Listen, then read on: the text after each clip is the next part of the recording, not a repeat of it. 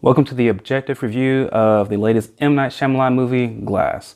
And in the objective review, I like to break a movie down into 6 categories and assign weights to them depending on the genre. So let's get started with the first category of story. I specialize in those individuals who believe they are superheroes.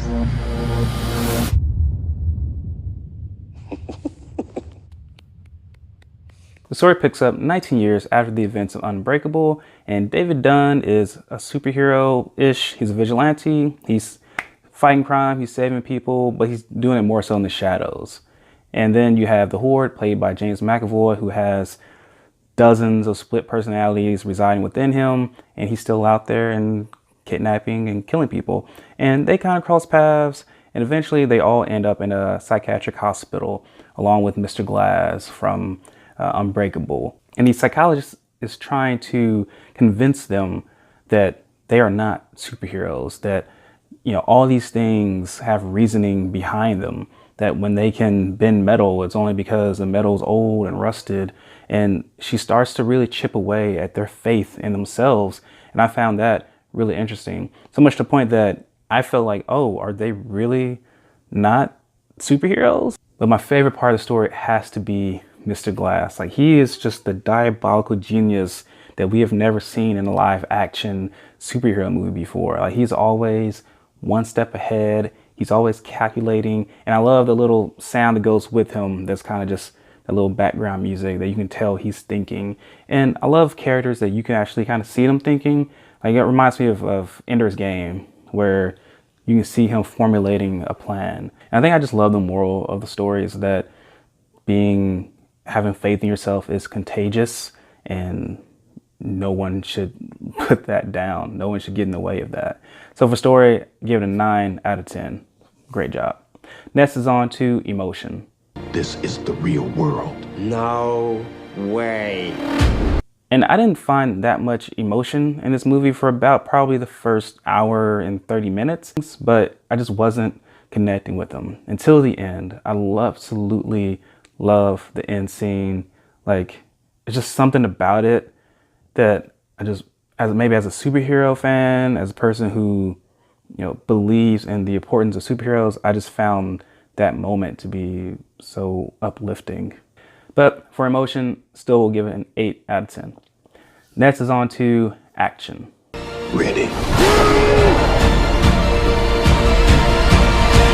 So when it comes to the action in these movies, please don't expect superhero levels of action. Like, that has never been M. Night Shyamalan's goal, and that's never been what he's about. I mean, there is some good action scenes in this. I mean, David Dunn does fight the Horde, and it's not like action-packed, like throwing punches and stuff, but it feels more grounded and real. Like, in some ways, it reminds me of like when Batman fights Bane in The Dark Knight Rises. Like, they're not like whoosh, whoosh, whoosh, and all around like that.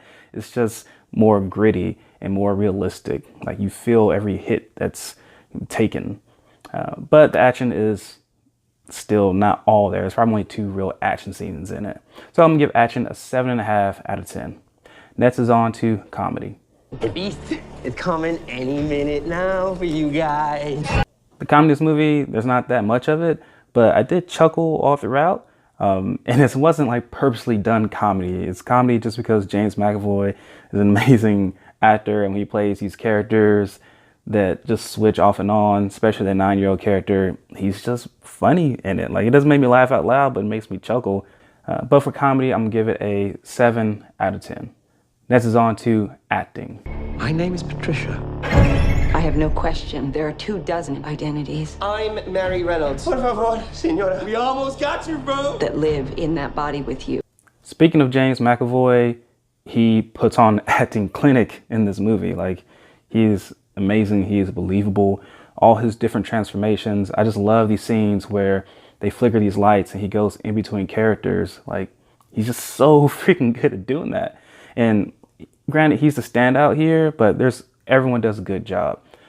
Bruce Willis is pretty much Bruce Willis. Like, I don't think he has to act all that much. Samuel L. Jackson, he could do this in his sleep, honestly, but he's still good. They're both still good. But one thing I do really love about this movie are the supporting characters. And there are like literal supporting characters who support each of these 3 main characters. And they brought back David Dunn's son, and I was like, oh, snaps. And he was really good, because I did not really like him in the first Unbreakable. He's pretty annoying. But, I mean, this actor, he kept up his acting chops, and he's even better in this one. And Anna Taylor-Joy, I think she had a lot of great scenes with James McAvoy. There's just such an interesting dynamic. Like, I didn't expect these dynamics between these characters to be like that. And also, Samuel Jackson's mother in this movie, those three together is just really interesting. So for acting, I'll give it a 9 out of 10. Next is on to directing. That you are something more than human. I have to say, M. Night Shyamalan, it's hard for me to say this, but he has completely absolved himself from past transgressions. You know, I have a weird relationship with M. Night Shyamalan. Like, I absolutely love Unbreakable. I love Signs. I love The Sixth Sense. And then things just kind of going downhill there. And then he messed with one of the things most precious to me.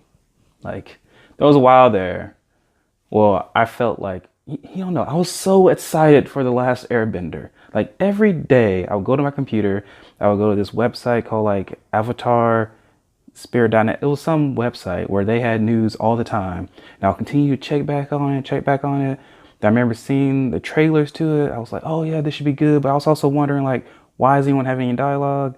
Anyway, I'm ranting on. I hated that movie. I still hate it. For some reason, I do own it on DVD. I think that's just because I like collecting things. I have a problem. I'm sorry. But I'm sorry to M. Night Shyamalan, because honestly, I shouldn't project all that hatred to a person just trying to do a job. But Glass is really good. I just love visually his cinematography, what he does. Like, there's so many wide shots that just makes you hone in on the character. That was done phenomenal. The scores in here were done really well. And I just think his voice in this, like, you know, what his take on the superhero genre is, like, that is very unique to him. He definitely brings that to the table. So for directing, I give it a 9 out of 10. That brings our weighted average score to an 8.4 out of 10. Love this movie. I feel like it's getting bad reviews, but I feel like it's one of those movies that's going to definitely grow in appreciation over time, just like a lot of M. Night Shyamalan movies do, I think. Anyway, let me know your thoughts. Sincerely, thank you for watching. I'm out.